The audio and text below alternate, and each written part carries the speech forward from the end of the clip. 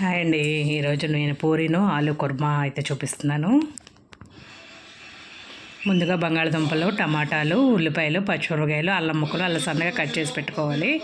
ఒక కళాయి పెట్టుకుని 2 టేబుల్ స్పూన్లు ఆయిల్ వేసుకొని తిరగమొద్దు దినుసులు, జీలకర్ర వేసుకుని ఉల్లిపాయ ముక్కలు వేసుకోవాలి. ఈలోపు మనం పచ్చిమిరపకాయలు, అల్లం ముక్కలు మెత్తగా మిక్సీ పట్టుకోవాలి.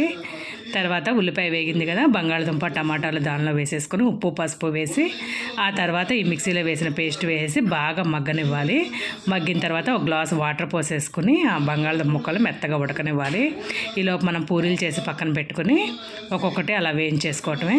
బంగాళదుంపలు ఉడికిన తర్వాత మాత్రమే శనగపిండి ఉండలు లేకుండా కొద్దిగా వాటర్ పోసి కలుపుకొని ఆ మిశ్రమాన్ని ఈ బంగాళదుంప కూరలో కలిపేసుకోవటమే.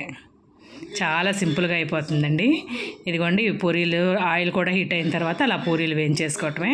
పూరీలు మనం ఎంత చిన్నవి చేసుకుంటే అంత బాగా పొంగుతాయండి. కూర రెడీ అయిపోయింది. ఇంకో పక్కన పూరీలు కూడా రెడీ అయిపోయాయి.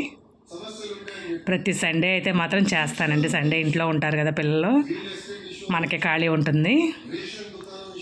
చూడండి, పూరీ అయితే రెడీ అయిపోయింది. Please do subscribe.